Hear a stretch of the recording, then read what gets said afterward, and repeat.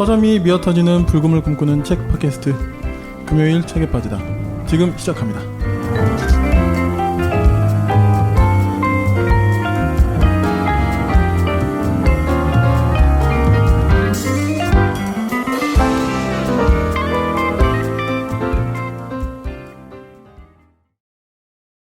네, 안녕하세요. 오늘 저희 금책바 42회는요 좀 특별한 분을 모시고 저희가 진행하게 되었습니다. 사실 원래 저희 용도사님과 윤희님이 같이 하시는데 제가 녹음해 놓은 게 두 회분이 있었는데 그 제가 제 맥북에서 그 파일이 날아가가지고 한 20기가를 날려먹어가지고 아이고 네, 녹음해 둔 게 두 개가 날아갔어요. 그래서 지난주에는 제가 혼자서 떼었고.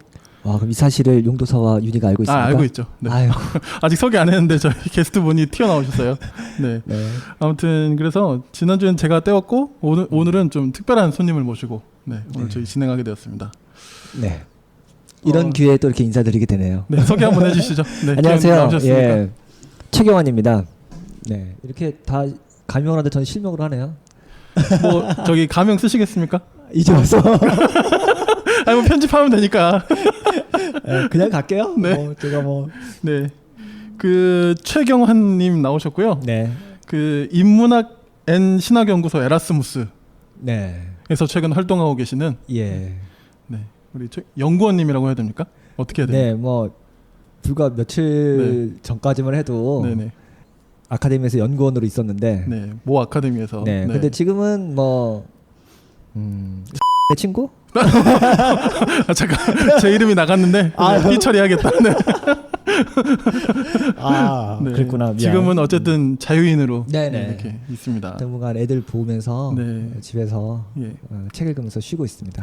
뭐 본인에 대해서 조금 더 소개를 해주신다면. 네, 저는 학바우 대학원에서 신학 공부하면서 이제 그러니까 에라스무스하고 좀 연결해서 소개하자면.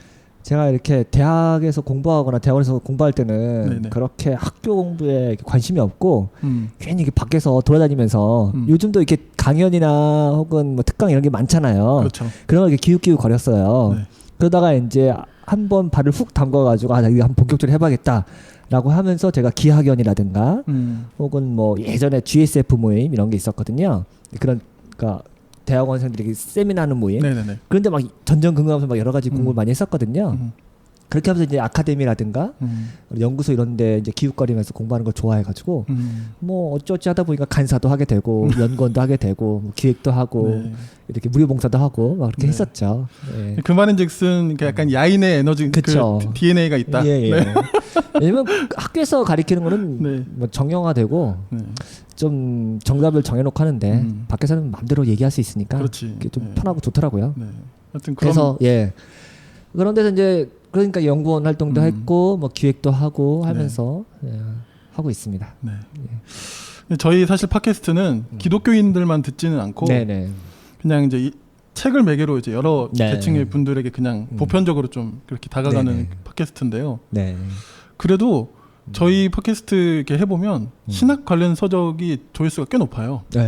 그래서 좀 의외다. 저희가 막 특별히 어떤 이런 걸 타겟팅한 것도 아니고 그런 거 보면 물론 이제 기독교인들이 보다가 이제 뭐 들을 수도 있고. 근데 제 생각에는 일반인들 중에도 들은 분이 분명 계시지 않을까 좀 생각이 들어요. 그래서 오늘 저희가 이 나누는 시간도 물론 이제 아까도 이제 뭐 지금 활동 중인 연구소 이름도 인문학앤 신학연구소이지만 그냥 어떤 경계 없이 편하게 들어주시면 될 것 같다는 생각이 좀 듭니다.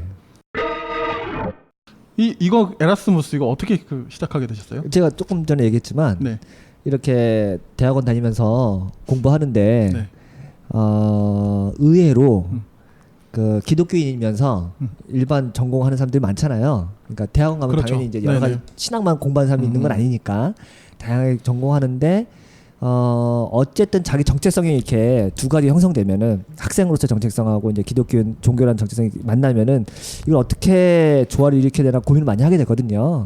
그렇게 해가지고 이제 대학원생들이 자기 전공하고 신앙하고 연결해서 어떻게 공부해야 되나 고민하는 게 옛날부터 있었고 이제 근데 국내에도 그런 이제 단체들이 여러 개 있어요. 해외는 훨씬 더 많죠. 그러겠죠. 그렇죠. 뭐 기독교와 이제 어떤 역사, 신학, 철학 뭐 여러 가지 하는 게. 근데 국내에는 그런 게 있었는데 소위 기독교 세계관이라는 이름으로 이렇게 하는 단체들이 있었는데 그게 어느 순간 젊은이들한테 굉장히 소외를 당했어요. 그러니까 관심을 잃어버렸어요. 왜죠?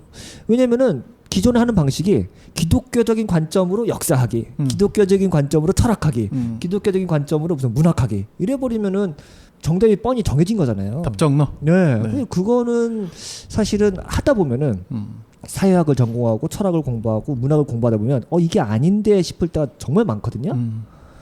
근데 기독교 세계관이라는 이름으로 그렇게 해버리니까 이거는 좀 이상한 괴물이 나온 거죠.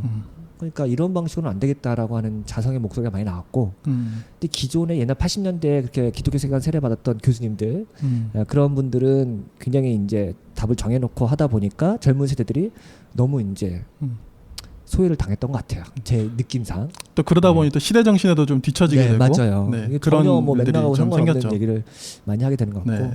그래서 이제 저는 에라스무스라는 단체에서 약간 옛날의 향수죠.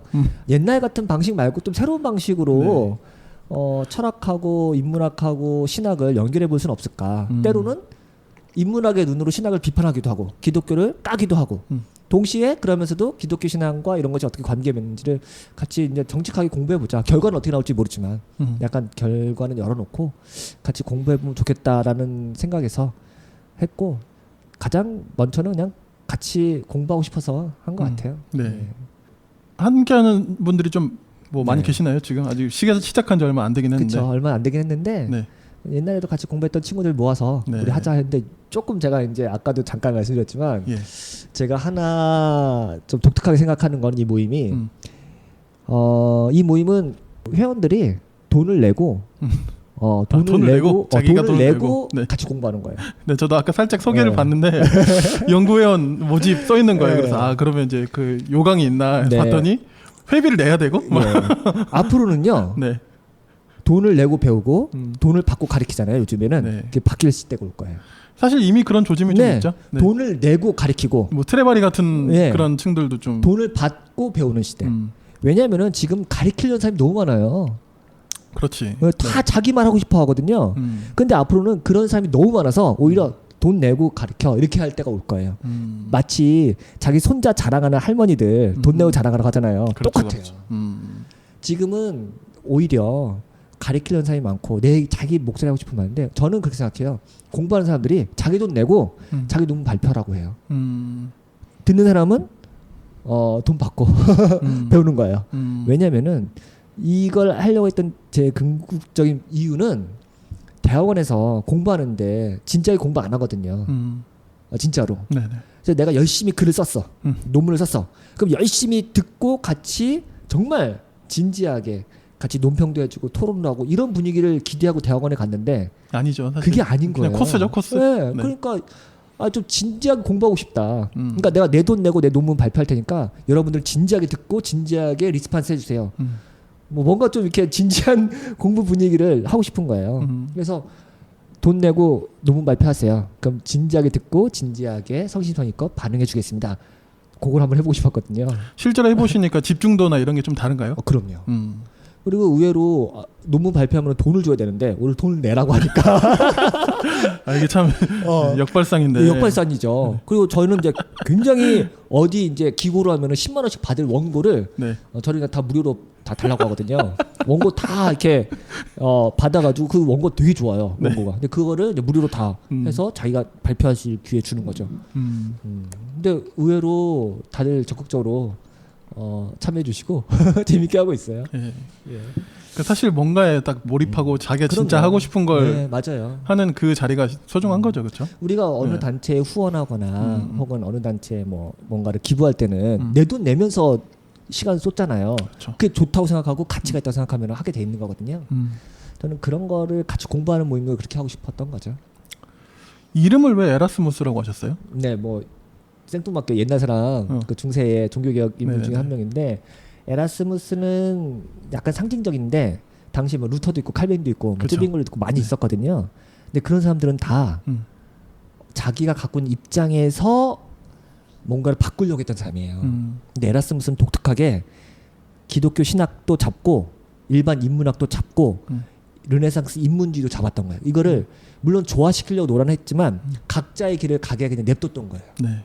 근데 칼빈이나 루터 같은 경우는 기독교적인 관점에서 다른 학문을 해석했던 사람이거든요. 근데 그렇게 하지 말고 인문학과 기독교라는 두 가지 컨셉을 굳이 조화시키려고 하지도 말고 각자 독립적으로 하지만 서로 어떻게 대화 가능한지를 열어놓고 대화를 하자. 그런 입장을 가졌던 사람이 에라스무스였대요. 그래서 그렇게 한번 해보자. 그러니까 뭐 저도 뭐 자세히 알지는 못하는데 사실 종교개혁의 어떤 바탕, 어떤 이런 걸 깔아준 사람은 에라스무스다. 뭐 이런 평도 많이 맞아요. 들어본 것 같아요. 네. 인문주의의 힘을 많이 빌려서 했죠. 그래서 이제 그렇게 했고 지금은 뭐 시작한 지 몇 달 안 돼가지고 예, 재밌게 하고 있습니다. 보니까 뭐 수요 모임도 있고 좀 간단하게 소개 좀 해주시죠. 뭐 요즘 하는 것처럼 수요 독서회라고 한 달에 한 번씩 모여서 책 하나 정해서 토론하는 모임이 있는데 저희 연구위원들이 그 서평을 제가 이제 진지하게 써달라고 해가지고 그 책 한 권에 대해서 서평이 막 두세 개씩 쓰거든요. 그래서 그거를 오시면은 뭔가 그런 거 있잖아요. 요즘 사람들은 저기서 굉장히 최신 학문에 대해서 그리고 고급적인 정보를 많이 이야기하고 있어. 그런 약간의 관음증? 그냥 보고 싶은 거지. 참여하고 싶고 저기서 어떤 얘기가 또 그런 걸 제가 이제 하고 싶어서 각자 책을 열심히 읽고 글도 좀 정성껏 써달라고 부탁을 하고 있어요. 그러면 저희 가면은 그 책에 대한 아주 다양한 전문가들의 이야기 그리고 분석 심도 있는 분석들을 하는 거죠. 그래서 사실 그렇게 대중적인 모임은 아니에요. 대중적인 컨셉으로 책을 선정을 하긴 하지만 나오는 내용 자체는 굉장히 진지하게 하는 거거든요. 그런 것 같아요. 예, 그래서 대중 책 읽기 모임이 아니고 오히려 저희가 하면 뭔가를 얻을 수 있다, 뭔가 좋은 고급진 이야기를 들을 수 있다, 그냥 그런 고급화 전략으로 썼거든요. 근데 의외로 잘 되고 있는 것 같아요. 네, 뭐 저희도 뭐 페이스북이나 이런 걸 해보면 이 복음주의 기독교 안에도 좀 그런 매니아가들이 있어요. 맞아요. 근데 이제 그런 분들이 이제 좀 뭐라 그래야 되죠? 좀 산발돼 있는 느낌으로 그냥 그렇게 끝나버릴 수 있는데 그런 분들과도 좀 연대할 수 있고 이런 좋은 장이라는 생각도 좀 들었습니다. 예, 뭐 너무 길게 했네요. 길지 않습니다. 네. 다 잘라주세요. 뭘 잘라요? 자를 게 없어요. 네. 지금 뭐 엑기스만 잘 나오고 있습니다 지금. 네. 아무튼 제가 평소 금책바 애청자로서 들으세요? 예, 그럼요. 진짜? 이 자리에 몰랐네. 오게 된 게 너무 감사하고 영광스럽습니다. 저희가 와주셔서 감사하죠. 네, 저희가 뭐 드리는 것도 없는데 지금 커피 한 잔 지금 드리고 울고 먹고 있어요. 지루한 평일지 찾아온 불금 그동안 못 읽은 책을 읽자고 결국에 남는 건 마음의 양식 그리고 전보다 성숙한 당신 금요일 책에 빠지다. 뭐 오늘 소개할 책을 소개할까요? 잠깐 진행을 제가 너무 제 역할을 가져가시면 안 돼요. 제가 알겠습니다. 이제부터 진짜 역할이 없어질 건데. 네, 그래서 지금 이제 좀 되게 바쁘신 분인데 이게 좀 다행 기회가 돼가지고 저희가 모신 귀한 분이라서요. 이제 저희가 이제 책을 가지고 이야기를 할 텐데 자, 어떤 책을 골라주셨죠? 뺏어왔어 진행. 네. 예. 어떤 오늘 제가 할 책은 자크 데리다의 신앙과 지식이란 책이에요. 제가 이제 금책바 들어봤는데 주로 이제 기독교 책 소개하기도 하고 문학책 소개하기도 하고 좀 요즘에 좀 인문사회학이 많죠. 네, 그런 책 하기도 하는데 너무 제가 진지한 책을 갖고 온 것 같아요. 그래서 한 번쯤은 진지한 책 한번 해줘야 되지 않나 해서 이제 그 역할 제가 대신 해준다 생각해서 또 저희의 특징이 어떤 책이든 할 수만 있다면 담아내는 게 저희 컨셉이기도 해서 맞습니다. 그래서 이 책을 선택했고 의외로 책이 쉽지 않아요. 딱 알았습니다. 제가. 그래서 앞으로 저는 그렇게 생각해요. 뭐 전문가들도 많고 아주 어렵고 진지한 얘기 할 사람도 많지만 지금 필요한 지식인은 커뮤니케이터다.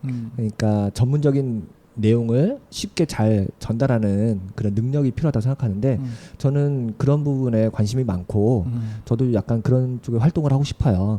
공부는 이제 진지하게 하지만 그거를 풀어낼 때는 최대한 오늘날의 언어와 뭐 한국 사회의 어떤 맥락에서 소개하는 게 좋겠다.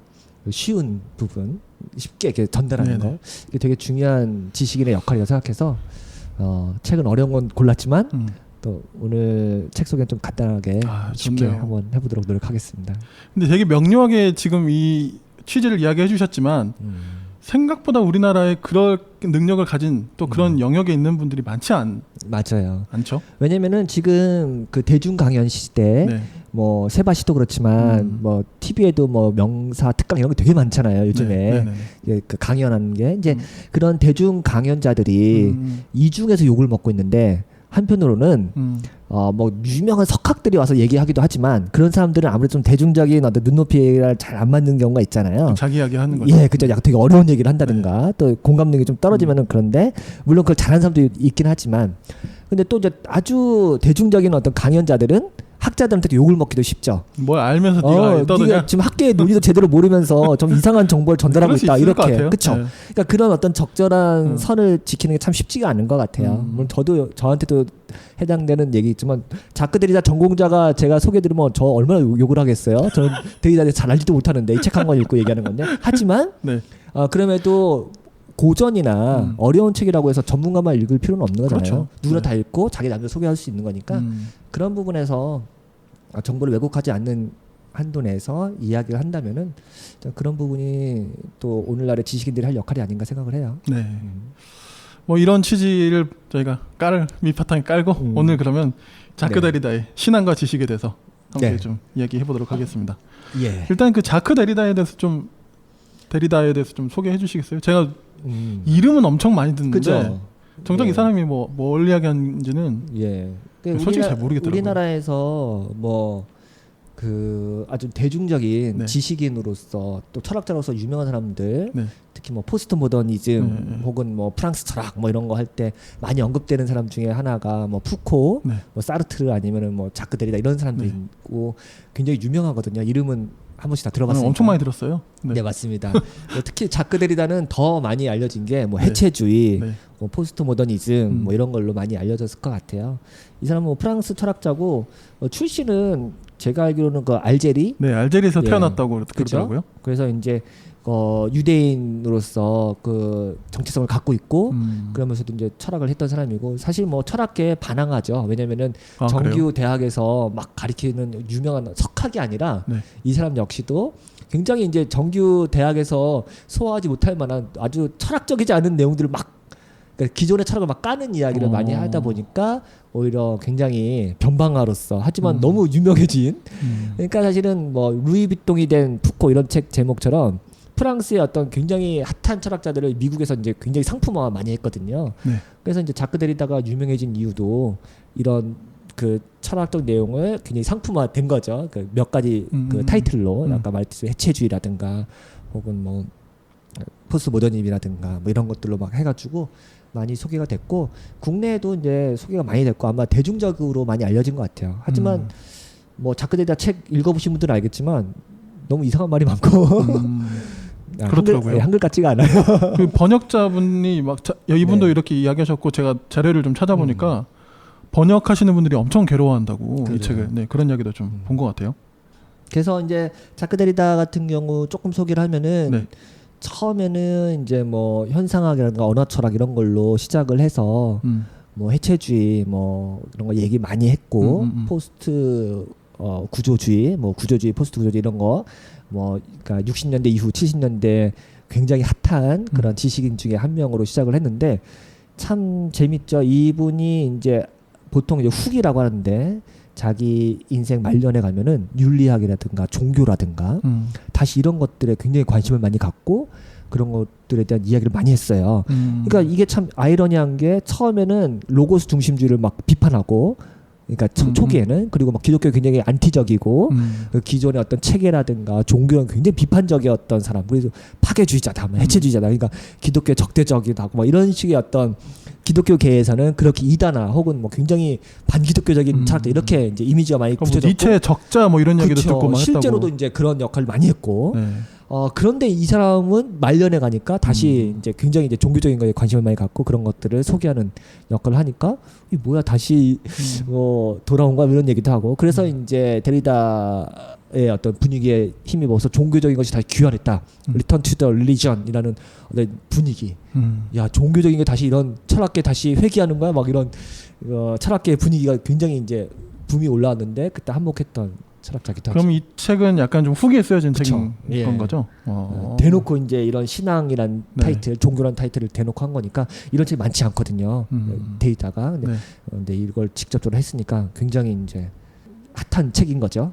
그러니까 저는 잘 모르긴 하는데 그 대가들 뭐 철학자든 신학자든 보면 뭐 초기 사상이 좀 다르고 맞아요. 뭐 중기 후기가 좀 맞아요. 나뉘는 것처럼 이분도 약간 그런 변화를 뭐 겪은 분인 것처럼 보이긴 하네요. 네, 그래가지고 다른 데리다 책하고는 또 다르게 이 데리다가 생각하는 신앙은 무엇이고 종교의 참모습은 무엇인지에 대해서 이야기를 하고 있고요. 이게 이제 학자들에 따라서는 아니다, 데리다는 초기부터 이런 사상이 조금씩 있었다. 근데 이제 후기에 가서 빵 터진 거다 이런 얘기하는 사람도 있고, 어떤 사람은 이제 데리다 입장이 막 완전히 변한 거다 뭐 그런 얘기를 하는 사람도 있고 그래요. 네. 아무튼 뭐 근데 돌아가신 지는 얼마 안 됐네요. 10몇 년 꽤 오래 사셨다가 74세. 네. 2004년에 보니까 작고하셨고. 사실 저는 뭐 데리다 전공자도 아니고 아까 말했던 것처럼 책도 많이 읽어보지는 않았어요. 하지만 뭐 저는 뭐 그냥 읽으면서 재밌게 읽었고 또 여러분에게 뭐 몇 가지 제가 이해한 포인트 몇 가지만 전달해주면 될 것 같다는 가벼운 마음으로 왔습니다. 네, 가볍게 해주십시오. 하여튼 제가 저를 조금이라도 이해시켜 주시면 아마 이제 들으시는 분들도 같이 아마 호흡하실 수 있지 않을까.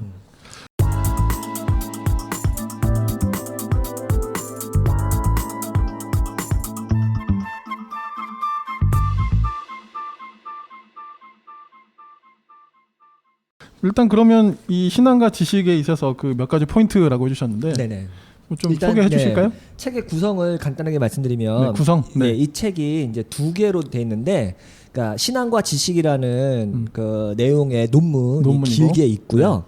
뒤편에 세기와 용서라는 짧은 논문이 있어요. 그러니까 두 개를 묶은 거죠, 그냥? 두 개 묶은 거. 그러니까 원래부터 하나로 책으로 있던 게 아니라 두 개를 묶은 거고. 그나마 신앙과 지식이라는 게 긴 논문도 데리다의 단독 저서가 아니라 학회에서 데리다가 논문 발표를 했는데 그 책이 나왔을 거 아니야. 근데 거의 데리다 부분만 뽑아가지고 또 책을 낸 거예요. 그러니까 이제 다른 곳에서 발표했던 논문을 가져온 거죠. 그래서 엮어낸 거고, 일단은 제가 신앙과 지식에 나왔던 어떤 간략한 이야기 몇 가지만 하고 조금 시간 되면 용서에 대해서 또 간단하게 이야기를 하려고 합니다. 알겠습니다. 제가 어제 붉은 PD라고요? 네.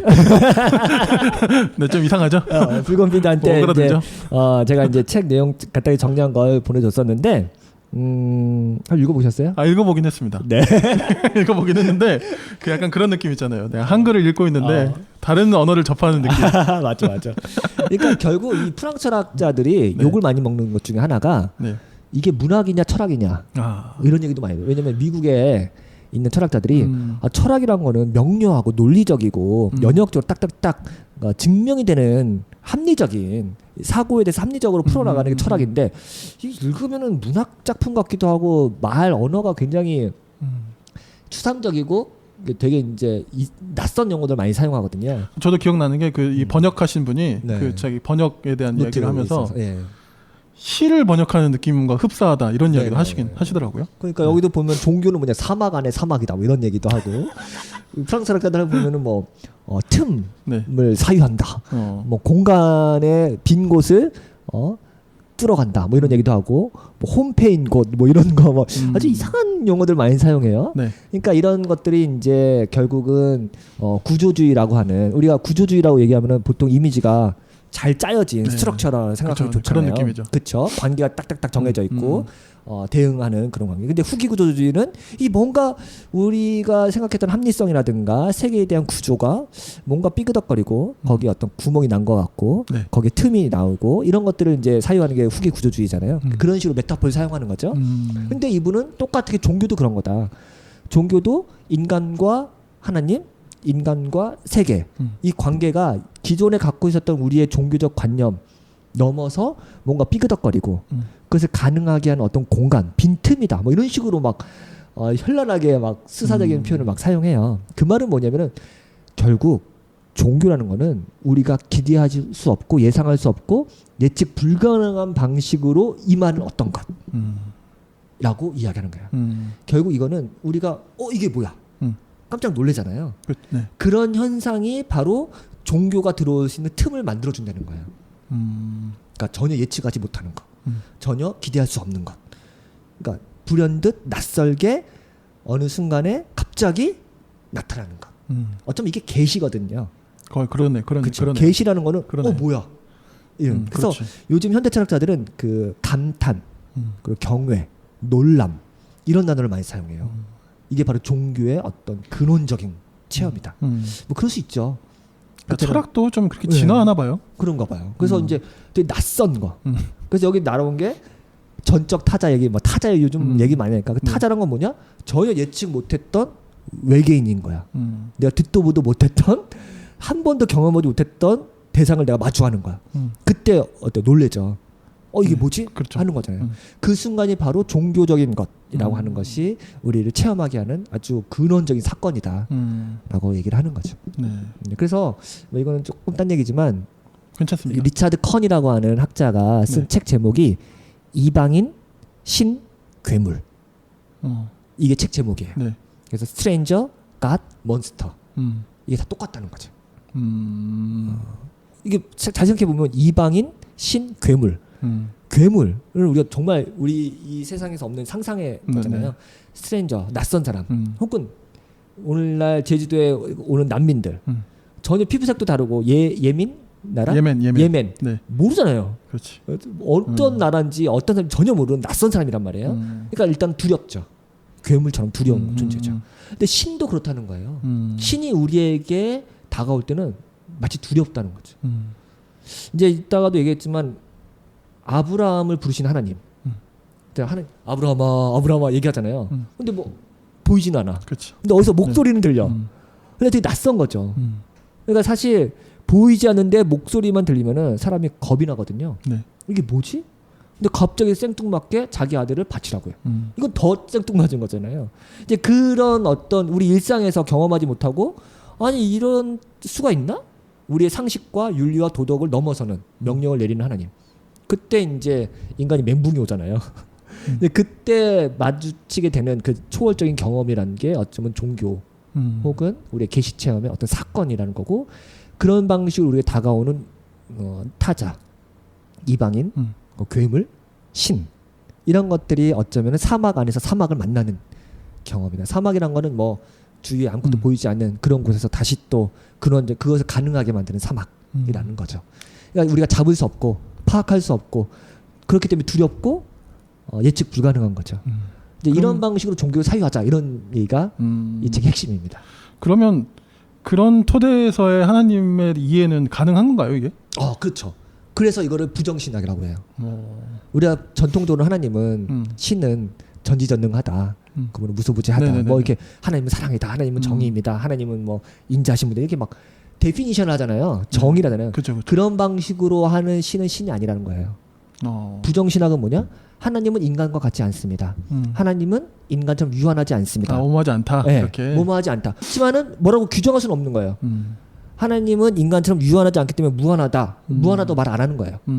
하지만 인간과 같지 않습니다. 그렇기 때문에 우리가 파악할 수 없고 잡을 수 없고 이렇게 규정할 수 없고 규격할 수 없는 거죠.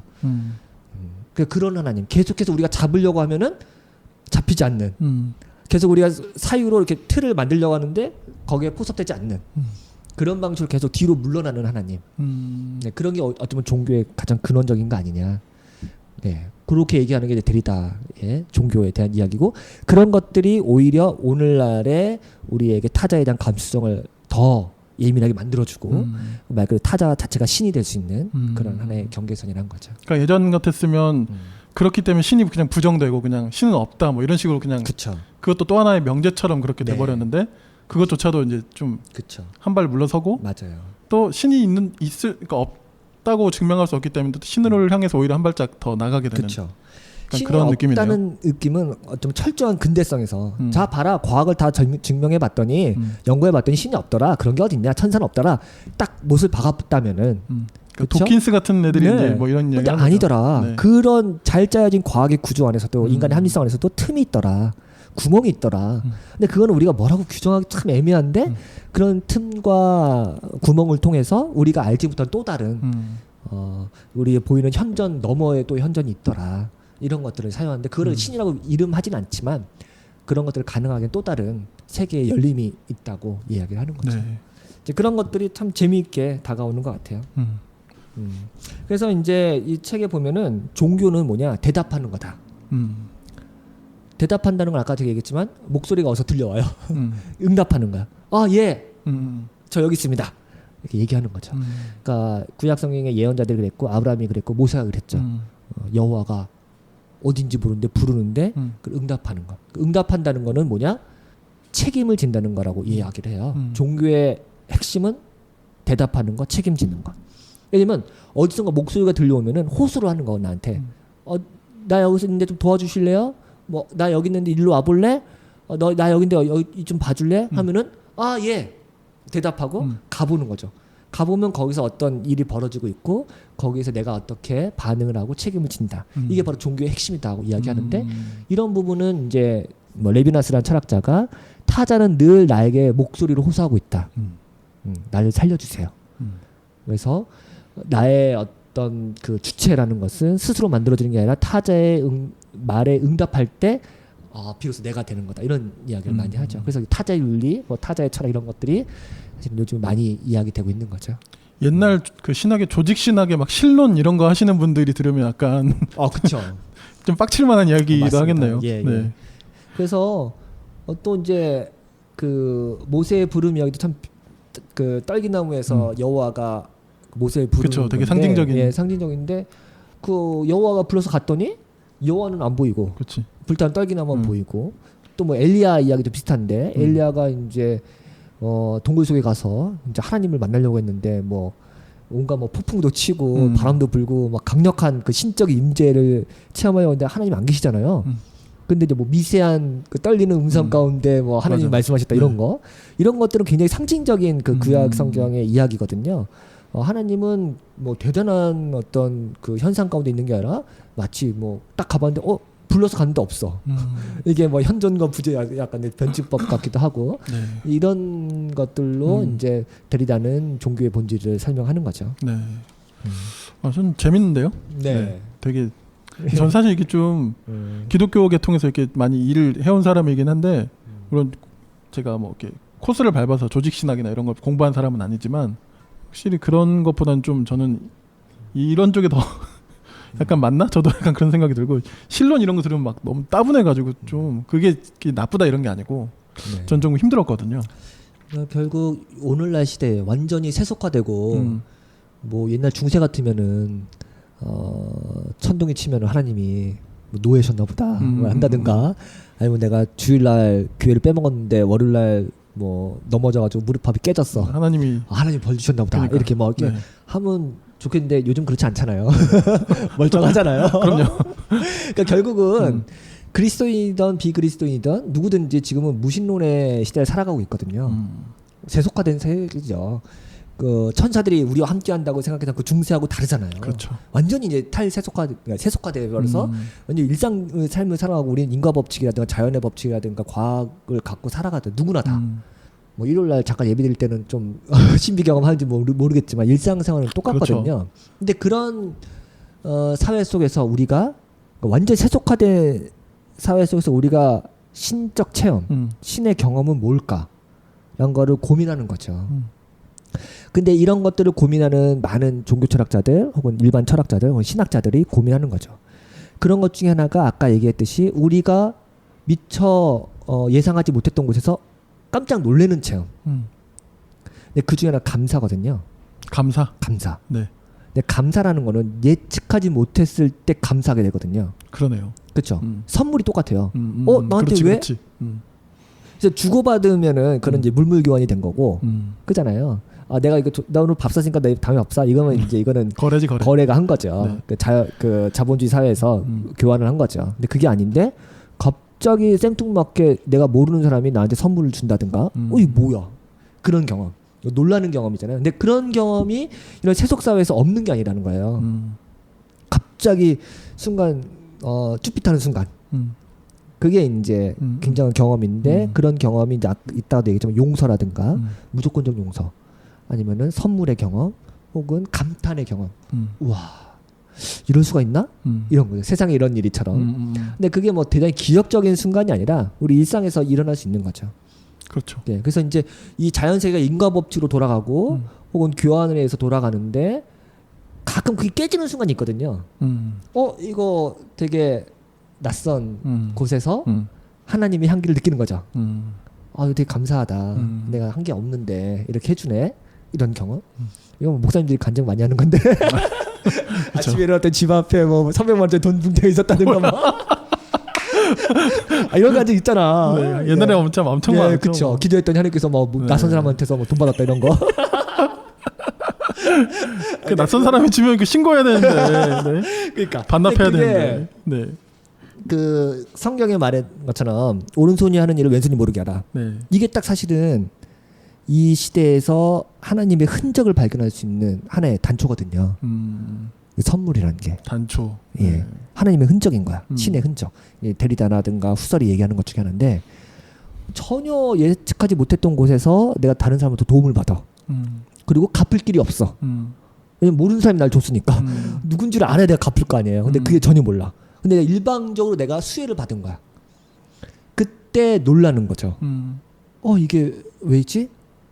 뭐 신앙이 좋은 사람은 하나님의 은혜겠네 하겠지만 이거는 신앙하고 상관없이 일반적인 사람도 동일하게 느끼는 그건 똑같죠. 똑같은 은혜라고 하는 거죠. 감사함이라는 거죠.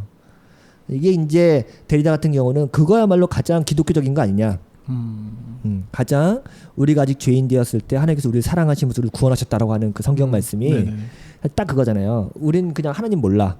죄인이야. 그냥 뭐 그냥 죽을 수밖에 없는 사람인데 그냥 왜 나를 이렇게 하나님께서 구원하신 거죠. 아무 이유 없이 우리가 잘못했다고 말한 적도 없는데 이게 용서의 핵심이거든요. 네.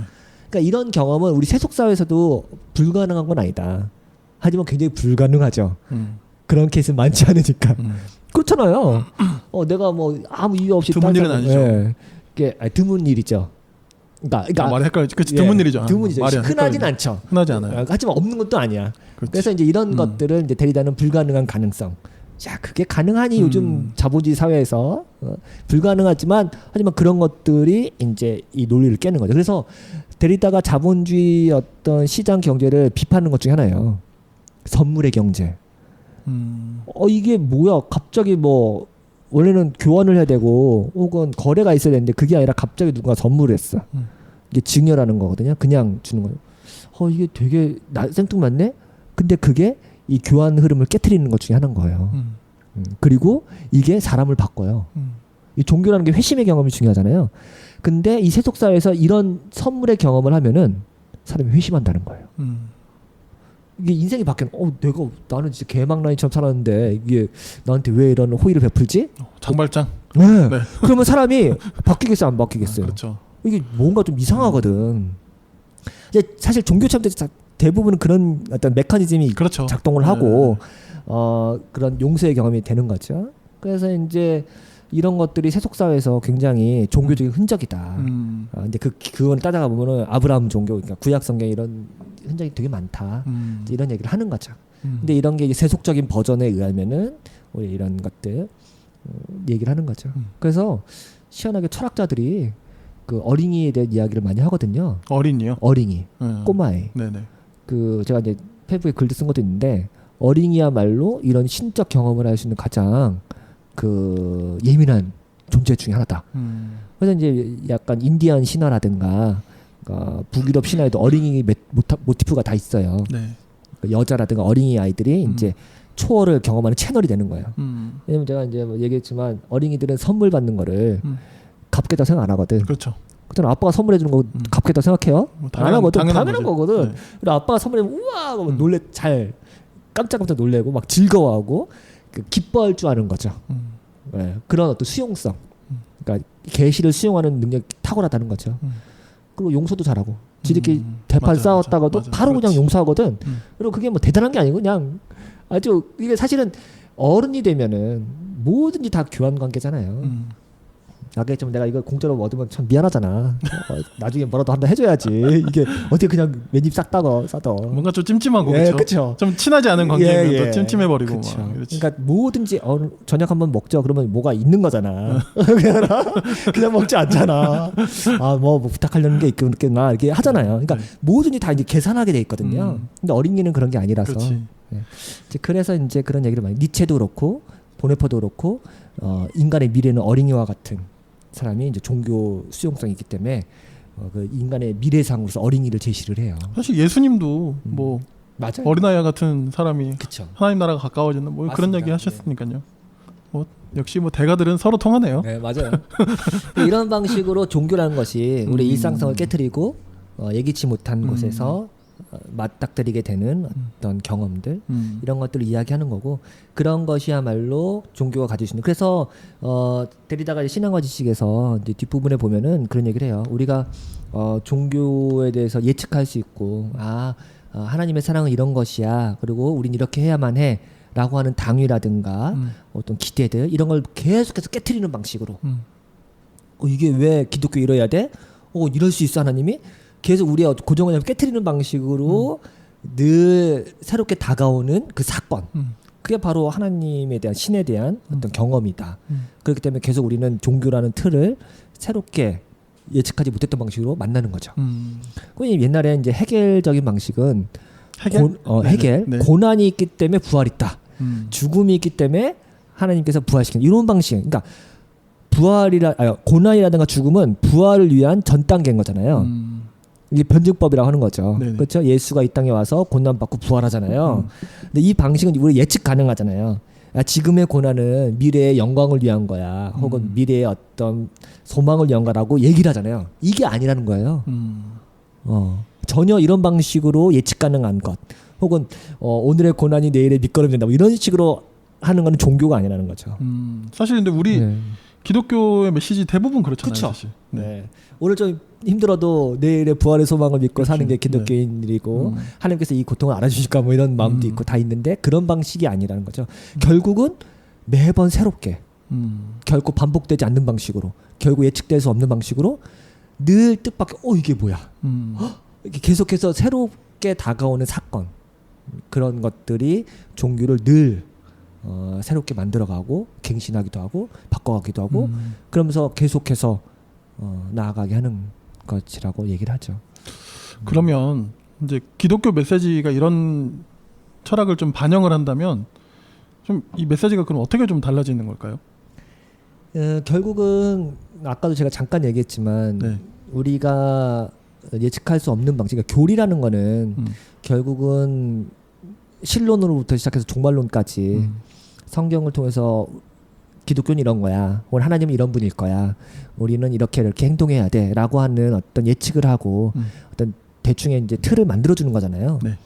그게 교리고 또 그걸 계속 재생산하고 그 교리를 갖고 또 적용하고 계속 이렇게 반복되는 건데 그러니까 어떤 새로운 것에 대한 변화에 대한 두려움을 갖지 말아야 된다는 거죠. 데리다식으로 하면 늘 새로운 것은 기존의 것을 깨트리고 균열을 일으키고 틈을 내고 와해시키고 해체시키는 거잖아요.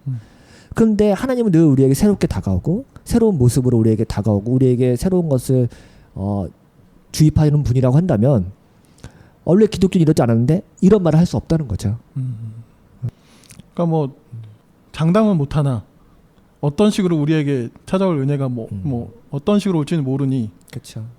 뭐 이런 식이 될까요? 네. 결국은 성경에서도 하나님을 만났던 인물들의 대부분은 처음에 놀랬거든요.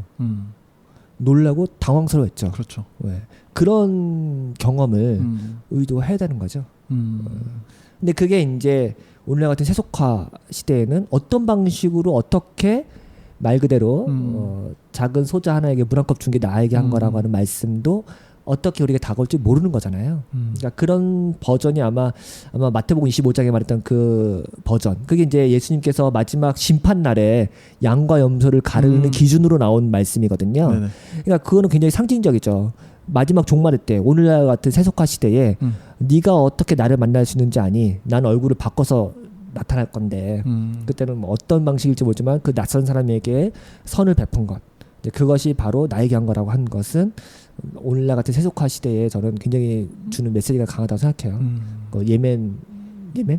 그 난민들을 어떻게 대하는 것도 그렇죠. 우리는 한 번도 그 경험이 없잖아요. 그렇죠. 거의 뭐 없죠. 유럽은 뭐 그런 경험 갖고 논쟁도 하고 뭐 토의도 하고 있었겠죠. 우리는 지금 처음 맞닥뜨린 사건이거든요.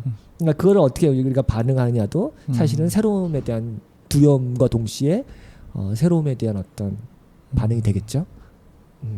그래서 결국은 보네퍼도 이런 얘기 했는데 우리가 이게 기독교적으로 맞아 틀려 윤리적으로 오라 그라 계속 토론하는 과정 가운데 우리는 선택의 순간을 계속 뒤로 유보시킨다고 해요. 네.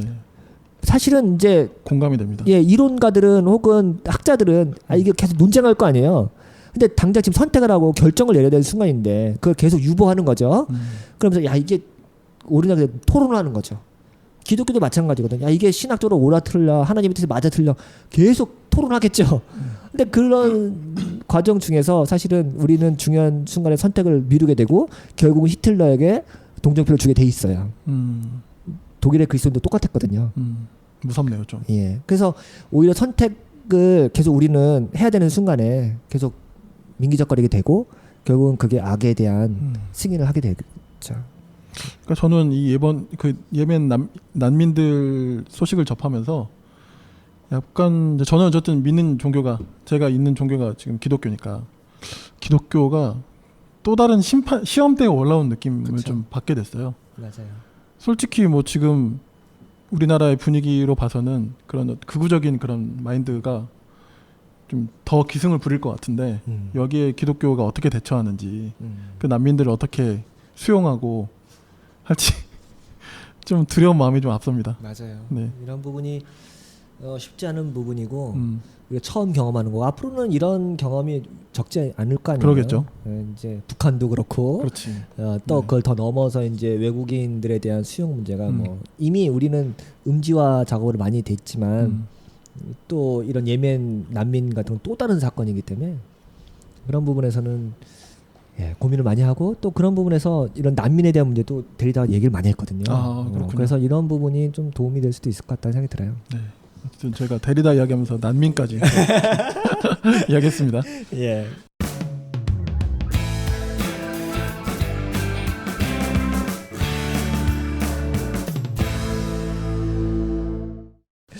제가 마지막으로 한 가지 더 하고 싶은 건 용서에 대한 건데 네. 그 이 뒷부분에 이제 용서에 대한 이야기가 나와요.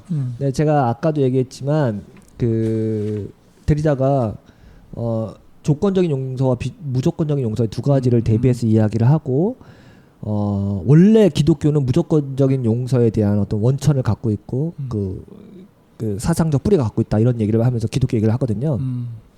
조건적 용서라는 거는 가해자가 사과를 하는 거예요. 그러면 용서해줄게. 이건 조건적 용서고요.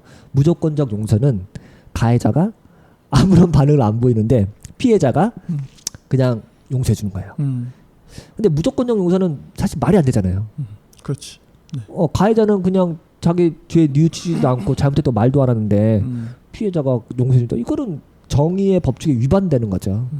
근데 데리다는 역설적이게 무조건적인 용서를 해야 이게 참다운 용서다라고 얘기를 하고 조건적 용서는 진짜 용서가 아니다 이렇게 얘기를 해버려요.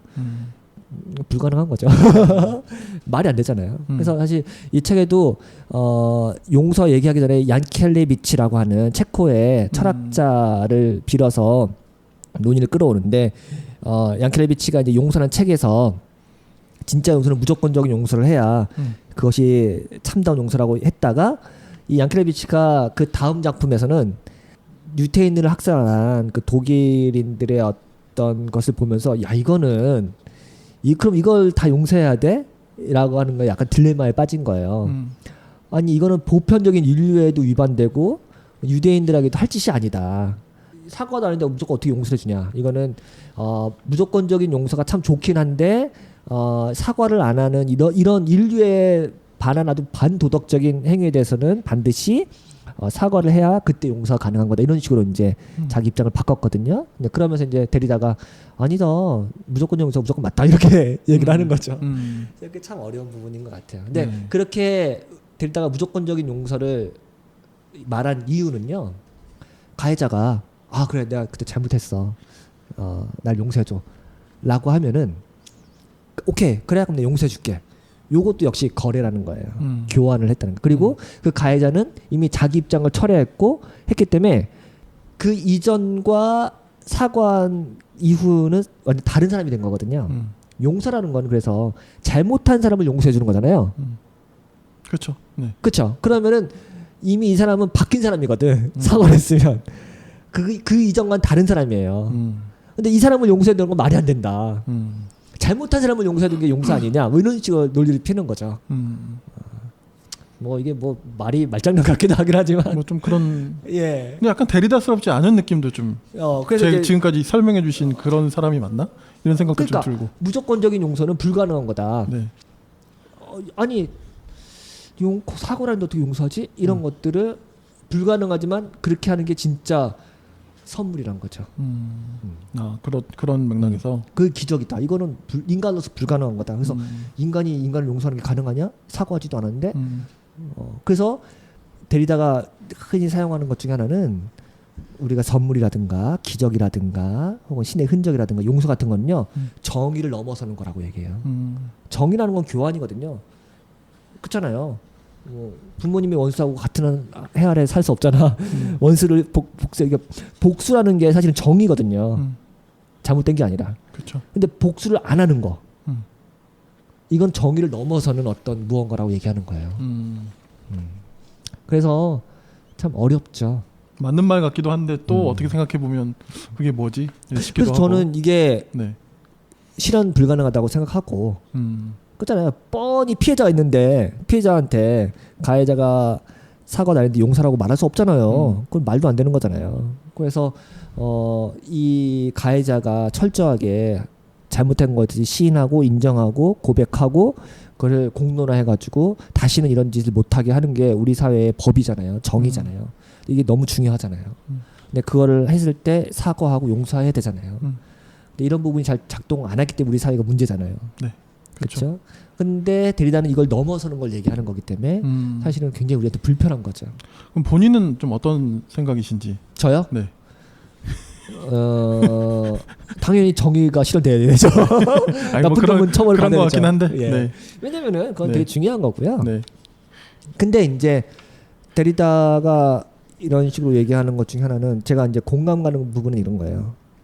이게 진짜 하나의 신적 계시와 같은 사건이라고 말한 거는 무조건적인 용서를 하면 아까 말했던 것처럼 선물을 받는 거예요. 가해자는 선물을 받는 거죠. 그래서 사면권 얘기를 잠깐 나와요. 사면권? 대통령이 광복절날 특사를 하잖아요. 그거는 이제 이미 구형을 받아서 몇 년 살기로 했는데 특별 사면을 해주잖아요. 은총을 베푸는 거죠. 이게 기독교가 갖고 있는 어떤 하나의 어떤 메타포가 현대 법에 스며든 것 중에 하나 이렇게 이야기를 하거든요. 그 은혜를 받는 거잖아요. 네. 근데 그게 약간 드라마틱해지면 내가 죽을 사람인데 내가 사형 선고를 받았는데 누가 나한테 은혜를 베풀어 가지고 풀려났어. 제일 좋은 시나리오는 새로운 사람이 되는 거죠. 은혜를 알고. 물론 그렇지 않을 경우도 있긴 하지만 근데 용서라는 게 나 잘못했다고 말 안 하는데 누가 나를 용서해 줬어. 그럼 이거는 일종의 선물을 받은 거거든요. 이제 이런 부분이 말 그대로 사회가 탁 틀어지는 순간이에요. 뜻밖의 선물을 받거나 뜻밖의 용서를 받거나 그랬을 때 이게 뭐지? 라는 거를 경험하게 되는 거죠. 그러니까 일어나면 굉장히 경이롭고 놀라운 그쵸. 일이지만 또 누구에게 강요할 수는 없는 거잖아요. 그럼요. 네. 네. 그래서 참 이게 불가능한 어렵죠. 일이고요. 네. 그래서 이제 리케르나든가 볼프 같은 경우는 기억하는 게 그래서 중요하다. 기억. 예. 왜냐면은 가해자가 누군가를 폭행하거나 가해를 했을 때 그 사람이 한 일을 정당하게 말하고 공론화하고 우리 그걸 기억해야 됩니다. 라고 메모리얼 파크를 만든다든가 혹은 뭐 뭔가를 기념하는 행사를 해야죠. 그런데 그렇게 해서 가해자가 얼마나 불의한 일을 했는지를 알려줘야 피해자도 보상을 받고 가해자도 다시는 그런 일을 안 하겠다고 기억을 하잖아요. 그렇죠. 우리 사회 네네. 통념상. 근데 그 다음은 망각을 이야기해요. 피해자가 다시는 그 기억으로부터 해방돼서 이제 앞으로 자유롭게 살기 위해서는 망각을 해야 된대요. 망각을 못하면은 내 자식을 죽인 살해범을 내가 용서했어. 근데 그 덫으로부터 벗어나서 이제 앞으로 내 삶을 자유롭게 행복하게 살려면 그 기억을 망각해야 돼요. 그렇잖아요. 네. 그 기억 때문에 평생 힘들게 살 수는 없잖아요. 이 사람을 진짜 행복하게 해주려면 그걸 망각시켜야 된다는 거예요. 그래서 기억이 선행되고 그다음에 그 사건을 망각하게 해주는 거죠. 그래서 이제 볼프도 망각이 하나님의 은혜다라고 얘기하는 거예요. 저번에 한번 우리 그때 웹진 막 할 때 그때 쓴 그 그 중에 하나 볼프 그 책 기억의 맞아요. 종말인가요? 그 책도 그러면 그 연장선이네요. 네, 볼프의 책에 그래 나오죠. 그래서 이런 것들이 참 그래서 결국 오늘날 용서를 얘기하는 많은 사람들도요 정의를 실현하고 그다음에 용서가 맞다라고 얘기하지 정의 실현 안 하고 용서부터 얘기하는 거는 좀 현대 사회에서 쉽지는 않다 이런 얘기를 많이 하죠. 네. 근데 이제 그래서 데리다 같은 사람은요 굉장히 좀 불편하기도 하고 좀 상식에 맞지는 않아요. 보통은 인간답게 살려면은 이거 얻어먹으면 밥 한번 사야 되거든요. 근데 이제 얻어먹기만 하고 그냥 입 싹 닫고 그래 선물 잘 받아서 이렇게 하면 사실은 인간관계 안 되거든요. 그렇죠. 사회 안 돌아가요. 사과를 해 용서해 주는 거지. 그렇지. 뭐 사과도 아닌데 용서 이건 안 되는 거거든요. 그렇기 때문에 한편으로는 우리 사회가 법과 정의와 질서가 잘 잡히는 게 너무 중요해요. 그게 민주주의고. 근데 이제 데이다는 그 너머를 이야기한 거고 그 법과 정의와 질서라는 것이 어쩌면 이게 얼마나 불의한지 아니? 라고 또 이야기해주는 변방의 목소리이기 때문에 이 성가신 거죠. 약간 그 선지자 같은 네, 그런 맞아요. 느낌도 있고 그쵸? 계시란 게 그런 거거든요. 그러니까 되게 종교적이네요. 예. 그렇게 보니까 계시라는 것이 기존에 있는 제도나 유대교를 깨트린 거거든요. 그렇죠. 니들이 옳다고 믿었던 그 종교적 가치를 깨트린 게 계시거든요. 벼락처럼 딱 내려가지고 그냥 균열을 일으키는 거거든요. 이제 그런 의미에서 데리다가 그런 역할을 하는 거죠. 그렇기 때문에 우리 일상의 윤리가 될 수는 없지만 하지만 일상성의 매너리즘에 빠진다든가 우리가 보지 못하는 것을 보게 해주는 경각심을 일으켜주는 어떤 예언자적 목소리가 될 수는 있다고 생각합니다. 스스로도 그렇게 철학을 해버린 것 같네요. 맞아요. 네. 네. 그래서 늘 변방에 있었죠. 네가 학자냐 철학자냐 이런 말을 계속 들으며 자랐어요. 대학에서. 네. 그러니까 그 견고한 프랑스 대학 철학과에서 계속해서 이 변방에 있는 데리다의 목소리가 계속 균열을 일으켰던 거죠. 그렇군요. 하여튼 뭐 저는 잘 몰랐지만 뭐 이렇게 짧게 일단 너무 소개를 잘 해주셔가지고 제가 네, 잘 들은 것 같고요. 되게 흥미로운 인물이었구나. 예. 네, 제가 좀 뒤늦게 알게 되네요. 네. 역시 저는 근데 이런 프랑스 철학자들 논의를 들으면은 개인적으로는 취향이 맞지는 않지만 늘 저는 곁에 두면서 저를 자극하는 목소리로 두고 싶다는 생각은 있어요. 대체적으로 좀 프랑스 철학자들이 좀 그런 난해성이 좀 있나 봐요. 그런 것도 있고 뭐 철학이 다 어렵지만 그렇긴 한데 이 사람은 그래도 좀 특히나 뭔가 더 좀 네. 그러니까 그 형식에 있어서도 네. 기존의 철학자들이 하던 글쓰기도 다르고 일부러 논리적이고 합리적인 글쓰기를 안 하는 거예요. 내가 니들의 논리에 따라가지 않겠다. 나는 시적인 표현을 통해서 문학적인 표현을 통해서 계속 그걸 균형을 일으켰다. 이런 방식에 의해서도 그 정상성에 대해서 도전하는 거예요. 이해는 안 가는데 재밌긴 하네요. 예. 흥미롭고. 철학이 왜 논리로 하니? 그러니까. 감성으로 할 수도 있거든. 막 이렇게 얘기하는 거죠.